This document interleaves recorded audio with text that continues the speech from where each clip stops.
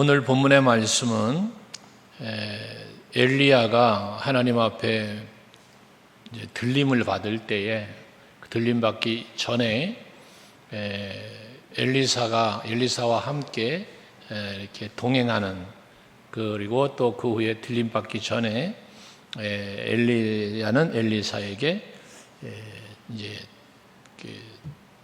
원하는 게 뭐냐라는 질문과, 그리고 갑절의 영감을 내게 달라는 그런 구함, 그리고 그것이 엘리사에게 임하는 이런 과정의 말씀이 오늘의 본문의 말씀입니다.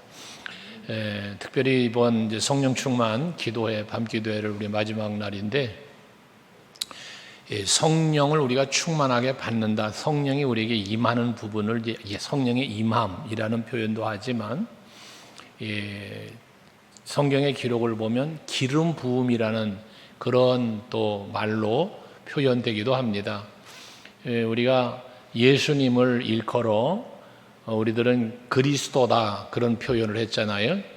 베드로가 마태복음 16장에 보면 주는 그리스도시요 살아계신 하나님의 아들입니다, 이런 고백을 했잖아요. 근데 그 그리스도라고 하는 말이 뭐냐면 기름을 부음 받았다 그런 뜻이에요. 구약에서는 그 그리스도라는 말을 메시아라고 말을 했죠. 그래서 이사야 선지자가 이사야서 61장 1절에 보면 주 여호와의 영이 내게 내리셨으니 이는 여호와께서 내게 기름을 부으사라는 표현을 해요. 그 기름을 부었다는 것, 이게 곧 성령의 임재를 말하는 거고, 그게 메시아라는 뜻을 갖고 있는 거거든요. 그래서 누가복음 4장 18절에 보면 주의 성령이 내게 임하셨으니 라고 또 말을 해요. 그러니까 이게 누가에서는 말한 것은 주의 성령이 내게 임하셨다라는 표현을 했고, 또 이사야 선지자는 내게 기름을 부으셨다라는 표현을 했어요. 그러니까 같은 말이거든요. 누가가 이사야 선지자의 말을 인용해서 이 말씀을 기록한 거니까. 근데 그 표현이 구약에서는 기름을 부었다로 표현했고, 신약에 와서는 성령을 부으셨다라고, 성령이 임하셨다라고 말씀을 하고 있다는 거예요. 그러니까 결국 기름을 부음을 받았다는 것은 성령이 내게 임하셨다는 말씀과 동일하다는 말씀이죠. 그래서 예수께서 공생애를 시작할 때에 성령으로 성령이 그에게 임하셔서 그 공생애를 시작하게 하셨잖아요.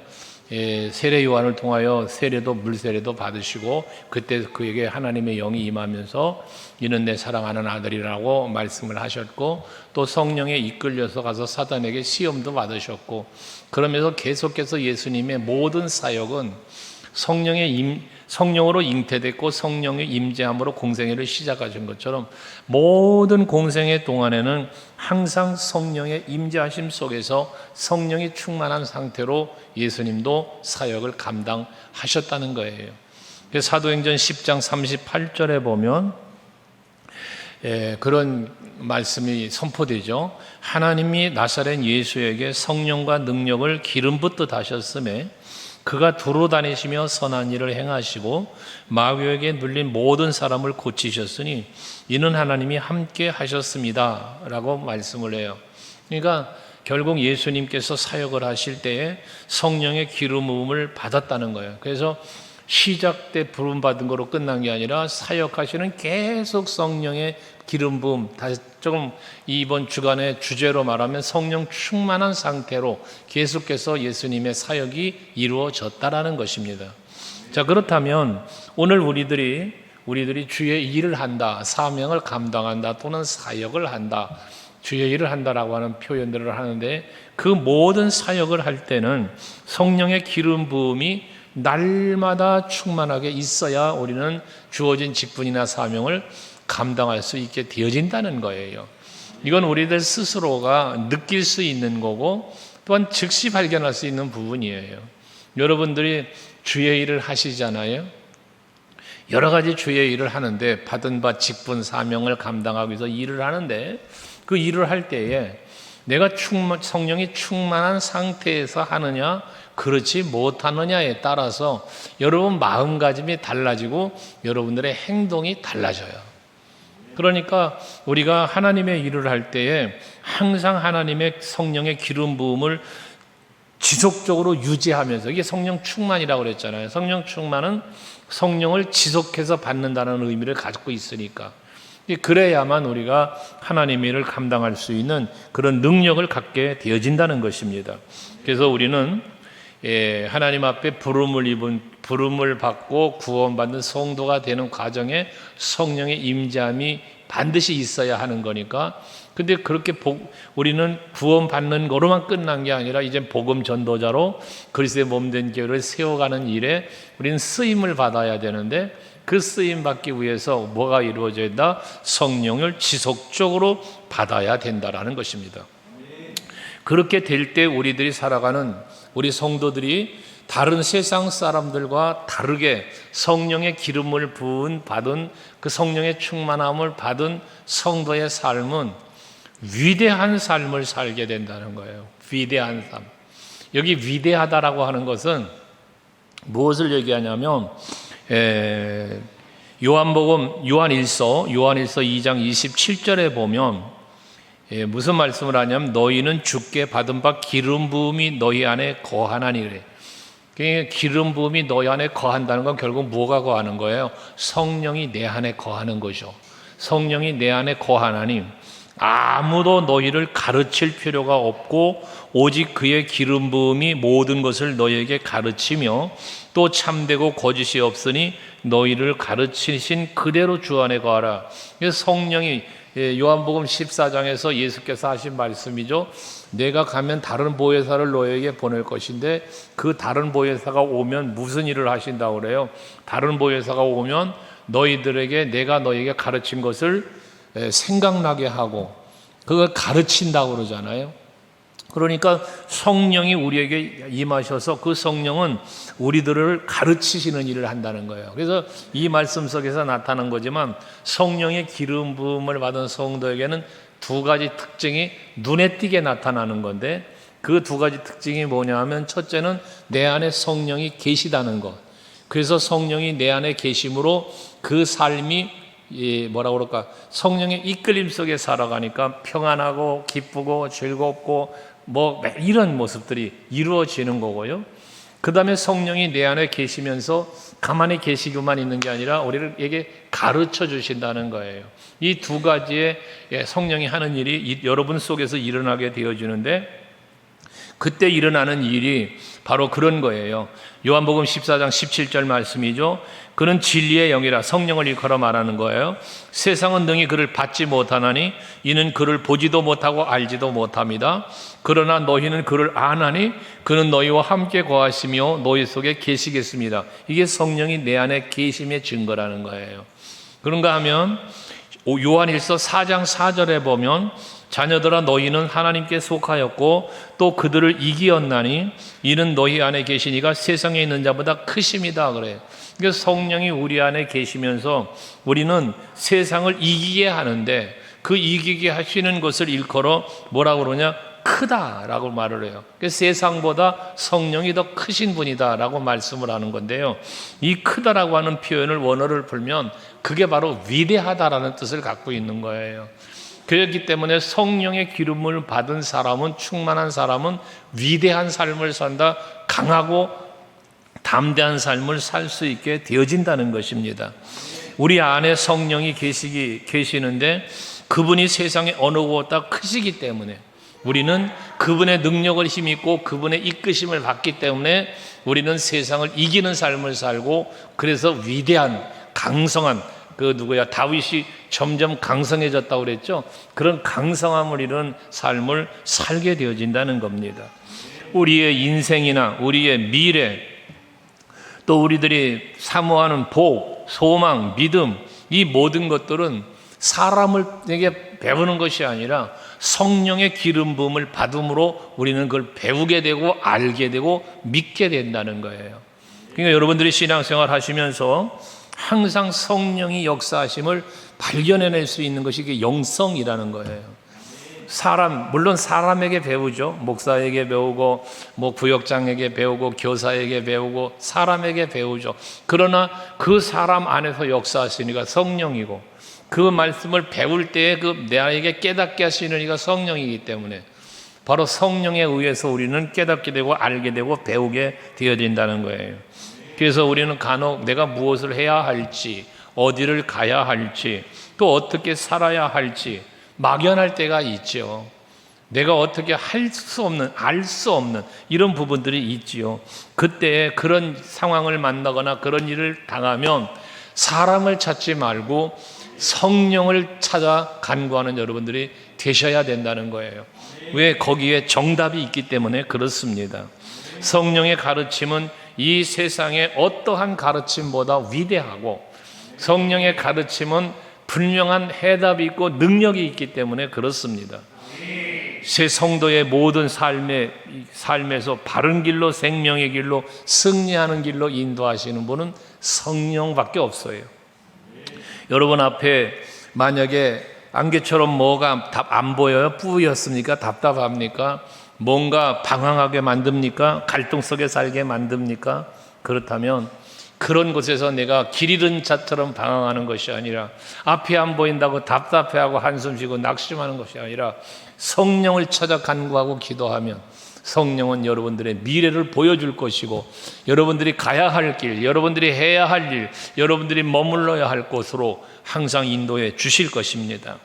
그래서 찬송가 중에 강물같이 흐르는 기쁨, 성령 임하심이라, 그 찬송을 우리가 부르는 것처럼 여러분들에게 성령이 임하시면 여러분의 마음에서 기쁨이 흘러넘치고, 또 세상을 이길 수 있는 담대한 용기와 위대한 힘을 가져다 준다는 거예요. 그래서 우리 성도들은 성령이 내 안에 계시고, 그리고 이 성령이 나에게 가르침을 주시기 때문에 이 내주하시며 가르치심으로 우리는 세상 사람들과는 다른 위대한, 그리고 강성한, 강함의 삶을 살게 되어진다는 것입니다. 또 이렇게 강함뿐만 아니라 성령의 기름을 부음 받아서 우리들이 성령 충만해지면 치유의 역사가 일어나는데요. 첫째는 영적 치유가 일어나고, 또 하나는 육체적 치유도 더불어 일어나는 거예요. 이게 성령 충만함에서 나타나는 것이란 말입니다. 앞에서 우리가 사도행전 10장 38절을 잠시 묵상한 바 있는데, 하나님이 나사렛 예수에게 성령과 능력을 기름 붓듯이 하셨음에, 예수께 성령의 능력과 기름을 계속해서 부었다는 거예요. 그러니까 그가 두루 다니시면서 선한 일을 행하시고 마귀에게 눌린 모든 사람을 고치셨으니 이는 하나님이 함께 하셨습니다 라고 말씀합니다. 앞에도 말한 것처럼 예수님의 모든 공생애는 인성으로 하신 게 아니고 신성으로 하셨어요. 그 신성이라는 건 바로 성령의 충만한 임재, 오늘 본문으로 말하면 기름 부음 받는 능력으로 감당을 했다는 것이거든요. 근데 거기서 무슨 일을 했어요? 선한 일을 하셨는데 마귀에게 눌린 모든 사람을 고치셨으니, 이게 뭐예요? 영적인 치유의 역사를 하셨다는 것이죠. 뿐만 아니라 병든 자를 고쳐주셨고, 죽은 나사로까지 살려내시고, 풍랑도 잠잠하게 하시고, 모든 문제를 해결해 주셨어요. 그러니까 영적으로는 죄사함의 문제, 악의 권세로부터 자유, 그런가 하면 육체적으로는 질병의 문제, 또 물질의 문제, 도시락 갖고 오병이어의 기적을 일으키시고, 물이 변하여 포도주도 되게 하시고, 이와 같은 물질의 문제, 다양한 문제를 풀어주신 분이 바로 예수님이셨잖아요. 근데 그 사역의 능력이 어디서 왔느냐? 성령의 임재함 속에서 이루어졌다는 것입니다. 그러니까 그런 역사처럼 초대교회에 마가다락방에 성령이 임하니까 그 성령을 충만하게 받은 사도들과 백성들이 나아가서 사역을 하는 그 사역의 현장에는 놀라운 능력의 역사가 일어나잖아요. 사도행전 2장 43절 보면 사람마다 두려워하는데, 뭐가 두렵습니까? 성령이 역사하는 것이 놀라운 거예요. 근데 그렇게 되는데 거기 뭐라고 그래? 사도들로 말미암아 기사와 표적이 많이 나타나니 그래요. 사도들로 말미암아 기사와 표적이 많이 나타났는데, 이게 사도들의 능력이 아니라 성령이 그들에게 임하였기 때문에 성령의 능력으로 기사와 표적이 일어나는 거예요. 그럼 이러한 기사와 표적이 사도행전교회 초대교회의 사도들을 통하여 많이 일어났다면 오늘날 여러분들을 통하여서도 일어날 수 있다는 거죠. 이런 기사와 표적은 오늘날도 일어나는 거예요. 그래서 병든 자들이 지금 이 시대에도 성령의 충만함의 역사 속에 병든 자가 치유받고 또 여러 가지 영적으로나 육적인 문제들이 해결되어지는 놀라운 역사는 일어나고 있다는 것이거든요. 지금도 일어난다는 거예요. 사도행전 19장 11절 12절 말씀에 보면 바울에 대한 이야기인데 하나님이 바울의 손으로 놀라운 능력을 행하게 하시니 심지어 사람들이 바울의 몸에서 손수건이나 앞치마를 가져다가 병든 사람에게 얹으면 그 병이 떠나고 악귀도 나가더라 그래요. 여러분, 사도 바울의 손수건에서 능력이 나가나요? 바울이 입고 있는 앞에 둘른 이 옷이 그것이 거기서 능력이 나갑니까? 아니잖아요. 모세가 든 지팡이가 홍해를 향할 때 바다가 갈라졌는데 모세의 지팡이에서 능력이 나간 게 아니죠. 모세가 든 지팡이로 반석을 치니 반석에서 물이 쏟아 나온다? 그 지팡이의 능력이 아니라고 했지요. 그 모세가 든 지팡이를 통하여 역사하시는 하나님의 역사, 바울의 손수건에서 역사가 나오는 게 아니라 바울에게만 성령의 역사하심을 믿는 그 믿음의 사람들의 믿음, 그들의 심령 속에서 역사하시는 성령, 그 역사가 그렇게 나타나게 되었다는 것이죠. 그렇다면 여러분들도 마찬가지인 거예요. 여러분에게 성령이 충만하게 임하시고 하나님의 역사하실 걸 백부장처럼 믿는다면, 가나안 여인처럼 믿는다면 여러분들에게도 여러분 자녀의 문제가 있던 종의 문제였던 물질 문제였던 무슨 문제였던 해결되어진다는 거예요. 아멘 됐어요? 그러니까 백부장의 믿음에 대한 이야기를 간혹 하지만 그의 믿음 때문에 그 집에 있는 하인의 병이 나았대요. 언제? 그시로라는 표현을 했어요. 그시로.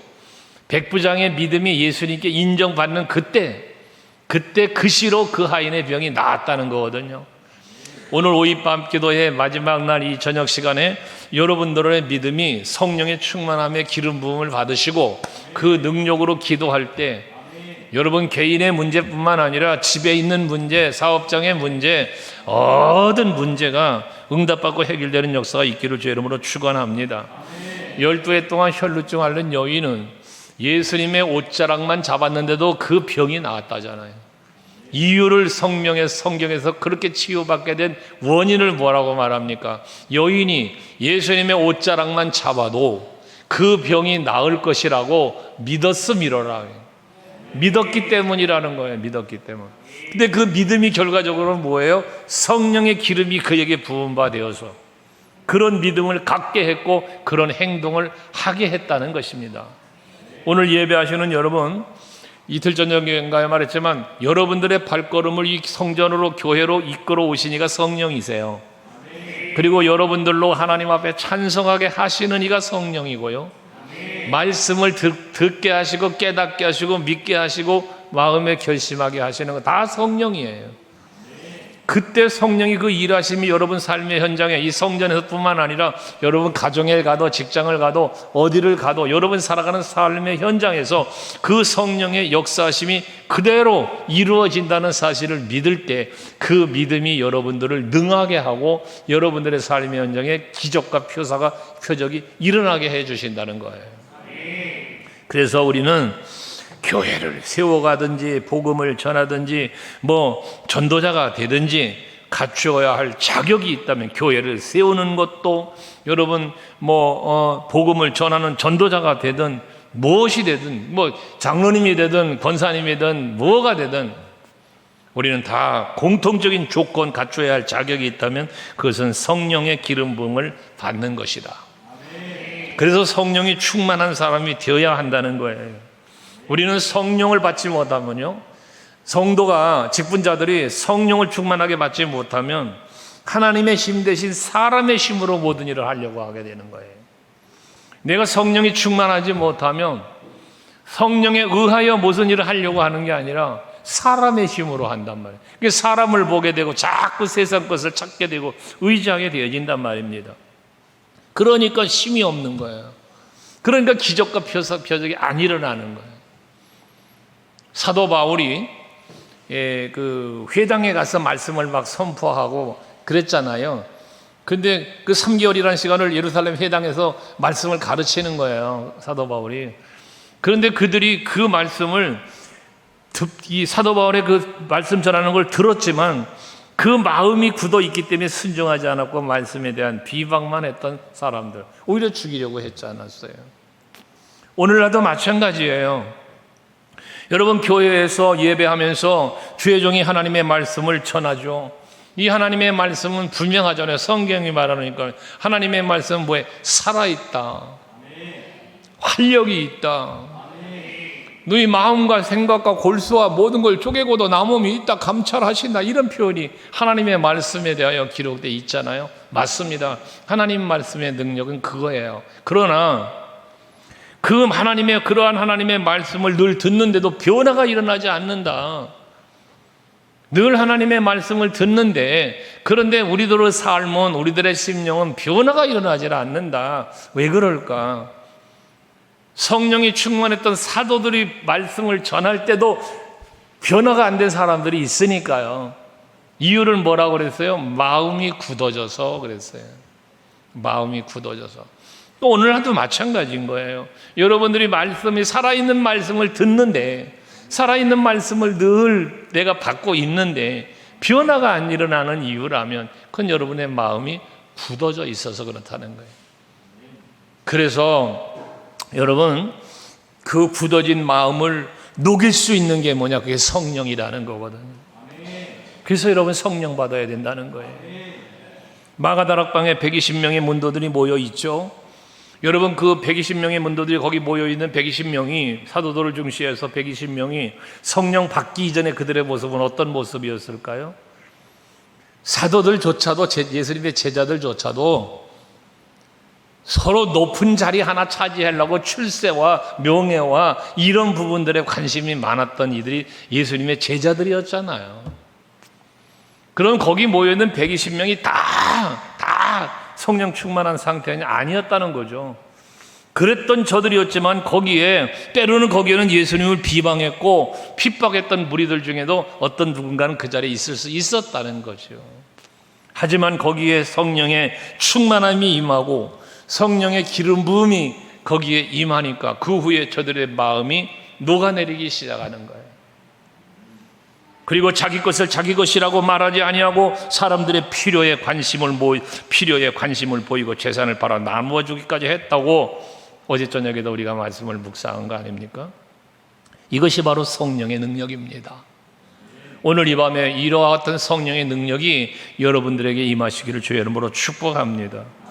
성령이 임하여 역사하시면 귀신 들린 자들이나 병에 걸린 사람들도 다 치료를 받을 수 있습니다. 서로의 마음이 나누어지고 시기 질투 일색했던 마음까지도 치유의 역사가 일어나는 거예요. 시기 질투로 가졌던 마음이 성령이 임하면 이게 없어져 버리는 거예요. 미움으로 가져갔던 마음이 성령이 임하면 이게 싹 없어지는 거예요. 우리 교회에 이런 능력이 나타나야 합니다. 그래서 우리 교회에서는 예배를 드릴 때에, 기도를 할 때에, 말씀을 들을 때에 살아계신 성령의 역사함과 말씀을 통하여 일하시는 역사들이 여러분 각자 개개인에게 일어나고 우리 교회 전체적인 곳에서 일어날 수 있기를 주의 이름으로 축원합니다. 교회는 이 세상의 어느 것보다도 성령의 능력으로 채워지고 세워지는 곳이 되어야 합니다. 교회가 여러분 돈으로 세우는 게 아니에요. 사람으로 하는 게 아닙니다. 오직 성령의 능력으로 세워지는 것이 교회입니다. 그렇다면 우리 교회가 교회다운 교회로 세움을 입고 정말 그리스도의 몸된 교회로 세움을 입어가려면 우리 성도 모두 다 같이 성령의 기름 부음으로 충만해져야 된다는 거예요. 어느 한 지체도 예외일 수가 없습니다. 성령의 기름 부음을 받아야만 우리의 심령도, 우리의 마음도, 우리의 삶도, 육체도 모든 것이 치유의 능력으로 역사를 체험하는 그러한 우리 개인이 될 수 있고 우리 교회가 될 수 있다는 거예요. 그래서 우리 소감교회는 성령의 기름을 받는 기름 부음을 받은 성도들의 공동체, 성령의 충만함으로 기름 받지 못한 성도라도 이곳에 와서 예배하고 기도하면 그 성령의 충만한 기름 부음 받음의 역사를 체험하는 그러한 교회가 될 수 있기를 바랍니다. 이렇게 성령의 기름 부음을 받으면 위대한 삶을 살 뿐만 아니라 치유의 역사가 일어나는 것처럼 이제는 그런 역사가 일어남이 성령 충만함으로 임할 때 오늘 본문에서 말씀하는 것처럼 갑절로 임하는, 이 갑절로 임한다는 건 무엇을 의미합니까? 부피적으로 예를 들어서 하나가 둘이 되고 둘이 네 개가 된 이런 개념을 보다는 더 풍성한 성령의 역사와 성령의 임재하심이 있는 것을 말하는 거잖아요. 오늘 본문은 엘리야와 엘리사가 이제 하늘로, 아까 말한 것처럼 하늘로 엘리야가 들림받기 전에 엘리사가 너 여기 머물러라 라고 말할 때 아닙니다, 나 여호와의 사심을 두고 맹세합니다, 여호와의 이름을 두고 맹세합니다, 따라갑니다. 그래가면서 길갈에서 베델에서 요단, 여리고에서 요단을 건너기까지 끝까지 엘리야가 따라가는 그러한 장면의 말씀이지 않습니까? 그런데 이런 기가 막힌 이야기 속에 뭐가 들어있느냐, 그 핵심적인 메시지가 뭐냐면 엘리사의 이야기예요. 여기서 메시지의 핵심은 엘리사예요. 엘리사인데 이 엘리야가 들림받기 전에 계속해서 너는 여기 머물러, 하나님이 나를 부르신다 하고 갈 때 엘리야는 끝까지 막 따라가잖아요. 무엇 때문에 그렇습니까? 마지막 엘리야가 내가 너에게 도대체 뭐 해주기 원해? 끝까지 따라오니까.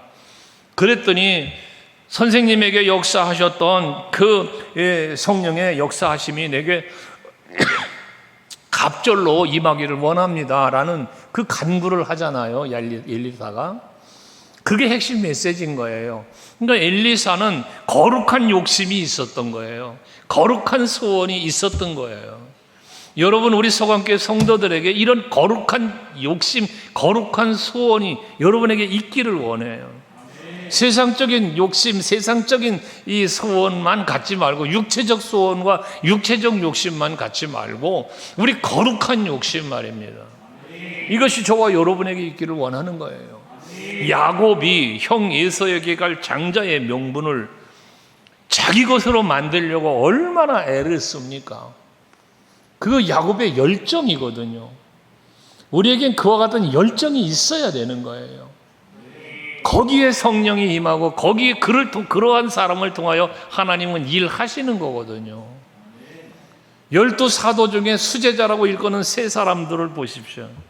베드로와 야고보와 요한, 얼마나 열정적인 사람이었는가를 성경은 기록하고 있지 않습니까?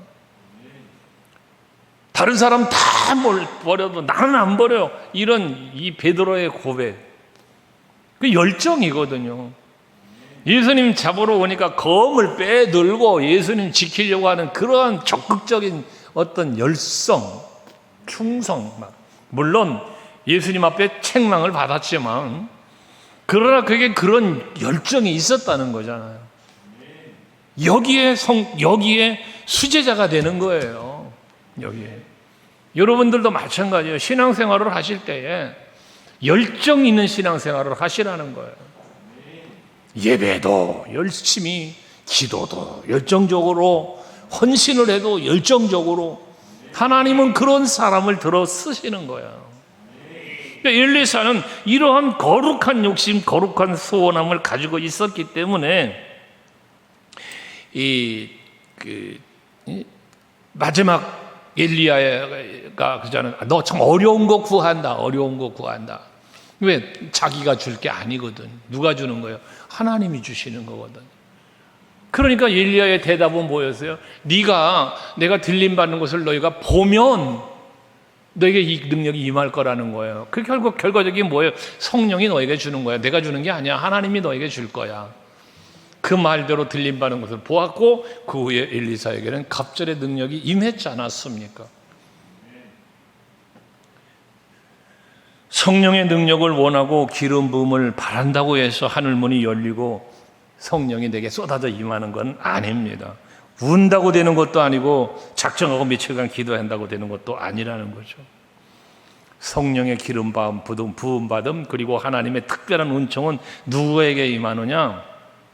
하나님께서 보시고 주시기에 합당한, 쓰시기에 합당한 사람에게 부어주시고 그런 사람을 들어 쓰시는 분이 하나님이시단 말이에요. 그러니까 하나님은 외모를 보는 분이 아니고 뭘 본다? 중심을 보신다. 다윗을 뽑으실 때 그랬잖아요. 사무엘은 육신의 관점에서 바라보니까 엘리압이 최고. 이 엘리압, 이 사람이 맞구나. 용모도 뛰어나고, 이거 이 사람 맞아. 그랬더니 하나님이 아니라잖아요. 그러고 찾은 게 다윗이었단 말이죠. 다윗을 일컬어 뭐라 그럽니까? 내 마음에 맞는 자다. 이가 크니. 사무엘아, 너 이 다윗이 내가 찾는 사람이야. 그에게 기름 부어라 해서 다윗이 부름을 받는 거잖아요. 그럼 왜 다윗이 그렇게 부름 받았을까? 왜 하나님의 마음에 맞는 사람이었을까? 다윗의 생애 속에서 나타나는 성경에 기록되어 내용들을 보면 성실한 사람, 긍정의 사람, 절대적 하나님을 신뢰한 사람, 믿음의 사람이었다는 것이거든요. 그것이 어떻게 이루어졌다? 성령의 기름 부음 받음으로 이루어졌다. 그래서 하나님은 사람을 쓰실 때 시험하시고 연단하시고 만들어가며 쓰신다. 모세도 그렇게 쓰셨고, 바울도 그렇게 쓰셨고, 다윗도 그렇게 쓰셨고, 여기 서 있는 저도 그렇게 쓰임 받고 있는 거고, 여러분들도 그렇게 쓰임 받을 수 있다는 사실을 잊지 마시기를 바랍니다. 그러니까 하나님께서 더 강력하고 더 큰 시험을 하시면서 그것에 통과되어질 때, 합격되어질 때, 그때 성령의 큰 기름 부음을 부으시면서 역사한다는 거예요. 엘리사 같은 경우는 길갈에서 출발하는 거 아니에요. 길갈에서 베델에서 여리고로, 그리고 요단을 건너기까지 계속해서 따라가는 거 아닙니까? 여기 머물러 하지만 오늘 성경에서 2절, 4절, 6절, 9절 계속 반복된 동일한 이야기인데, 거기 보면 이 엘리사가 너 여기 머물러라 하는 엘리야에게 계속하는 말이 뭐예요? 여호와께서 살아계심과 당신의 영혼이 살아있음을 두고 맹세하노니 내가 당신을 떠나지 않겠나이다 하면서 그 강한 맹세를 하고 따라가는 거예요. 끝까지 따라가는 거예요. 그 포기하지 않고 강한 맹세를 하며 따라간 그 결과가 뭐예요? 엘리사에게 새로운 길이 열려지는 거예요. 하나님의 성령의 기름 부음 받은 강력한 지도자로 시험을 입고 쓰임받는 길이 열려졌다고 말해요. 성경의 역사적 기록, 그 기적을 일으킨 역사적인 기록의 내용을 살펴보면 꼭 엘리야보다 엘리사가 갑절로 사역을, 그 기적을 일으켰다는 거 아닙니까? 엘리야가 틀림받기 마지막에 원하는 게 뭐냐? 오늘 2절, 9절에 보면 엘리사의 대답이잖아요. 같이 한번 읽어볼까요? 9절에 2장 9절 시작. 건너매 엘리야가 엘리사에게 이르되 나는 내게서 데려감을 당하기 전에 내가 내게 어떻게 할 것을 구하라. 엘리사가 이르되 당신의 성령이 하시는 역사가 갑절이나 내게 임하게 하소서. 할렐루야. 당신에게 성령이 하시는 그 역사가, 당신을 통해서 역사하시던 그 성령의 놀라운 큰 역사들이 있는데 그게 나에게 갑절로 있기를 원한다는 거예요. 엘리사는 하나님의 일을 엘리야보다 더 크게 감당하고 싶었던 거죠. 그러기 위해서는 무엇이 필요한지를 알았던 거예요. 엘리야, 자기 스승인 엘리야가 엘리야의 능력으로 하는 게 아니라 성령의 능력으로 하고 있다는 사실을 엘리사는 알고 보았고 믿고 있었다는 거죠. 그러니까 그 엘리야를 통하여 역사하고 있던 그 성령이 내게 갑절이 임하기를 구했다는 이야기인 것입니다. 여러분, 우리들에게 필요한 앞에 말한 거룩한 소원, 거룩한 욕심, 이것들이 엘리사와 같아서 성령이 갑절로 임하는 그 임함을 우리는 구해야 된다는 거예요. 하나님의 일을 하기 위해서 필요한 것, 이건 부르심만 갖고 되는 건 아니거든요. 여러분, 택함을 받은 것만 갖고 주의 일을 크게 감당할 수 없는 거예요. 우리가 주의 일을 감당하려면 성령의 충만한 능력을 엘리사처럼 받아야 된다는 사실입니다. 그러니까 여러분들이 말이에요, 집사님이 되시기 전보다 집사님이 되시면 여호와여 내게 갑절의 능력을 주세요. 권사님이 되셨어요. 여호와여 내가 이 사명을 감당할 수 있도록 갑절의 성령이여 임하여 주시옵소서. 장로님이 되셔도 마찬가지예요. 이런 기와 같은 성령의 임재를 간구해야 된다는 것입니다. 근데 오늘날 성도들에게 부족한 것이 있다면 무엇일까? 하나님의 일은 하고 싶고 크게 쓰임받고도 싶은데 그런 크고 위대하게 쓰임받기는 원하면서도 이 엘리사처럼 더 깊고 크고 능력 있는 그 성령의 능력과 임재를 구하지 않는다는 거예요. 여러분 어떻습니까? 여러분들에게 주어진 직분과 여러분들에게 주어진 사명을 감당하는 일에 내 힘으로 되지 않사오니 성령이여 내게 임하셔서 나의 마음과 나의 영과 내 육체와 모든 삶을 능력으로 다스려 주시옵소서. 그래서 내가 온전한 하나님의 사람으로, 내가 하나님께 택함받고 세움을 입은 하나님의 일꾼으로 온전하게 쓰임받을 수 있도록 나를 도와주옵소서. 여러분 직분을 놓고 사명을 놓고 얼마나 기도하시느냐는 거예요. 여러분들이 하나님 앞에 능력 있는 사람이 되어 쓰임을 받기를 원하신다면 성령의 능력이 충만함에 임하기를 구하는 여러분들이 되시기를 바랍니다. 왜? 주의 일은 내 능력으로 하는 게 아니라 성령의 도와주시는 능력으로 하는 거니까. 예수님도 그랬고 바울도 그랬으니까요. 오늘 우리들도 그래야 된다는 거예요. 오죽하면 예수께서 약속하신 성령을 너희가 받기 전에는 예수님 떠나지 말아라 예루살렘을 그러셨겠습니까? 오늘날도 마찬가지입니다. 우리에게 주어진 이 직분과 사명, 교회를 세우고 또 그리스도의 몸된 교회를 바르게 세우고 그리고 이 땅끝까지 이르러서 예수의 증인된 삶을 살려면 성령을 받아야 되니까 성령을 간구하는 여러분들이 될 수 있기를 바랍니다. 이 5일 밤기도회를 통해서 성령의 충만한 기름 부음을 여러분들이 갑절로 받으신다면 훨씬 더 교회에 일을 하고 전도하고 예배드리고 기도할 때 분명히 기적과 능력은 더 나타날 겁니다. 오늘은 엘리사처럼 거룩한 욕심을 품고 하나님의 위대하심을 나타내는 능력 있는 사람으로 쓰임받도록 성령이여 엘리사에게 임하신 것처럼 내게도 갑절로 임하여 달라고 기도하는 여러분 될 수 있기를 바랍니다. 우리 교회가 지금까지 받은 은혜와 능력보다 갑절의 역사가 일어나게 될 것입니다. 그리하면 바로 그 주인공이 여러분이시기를 원해요. 늘 말하지만 시대마다 많은 사람들이 있는 중에 그 시대마다 하나님은 특별한 인물들을 뽑아 쓰셨잖아요. 아브라함을 뽑아서 세우셨고 모세를 뽑아서 쓰시고 다윗 쓰시고 바울 쓰시고 아멘을 하나도 안 하는 이유는 여러분 이름이 나올 때까지 기다리고 있지요 지금. 네. 여러분들도 그들처럼 성경에 나와 있는 많은 믿음의 사람들이 뽑혀진 것처럼 여러분들도 이 시대에 뽑혀진 거예요.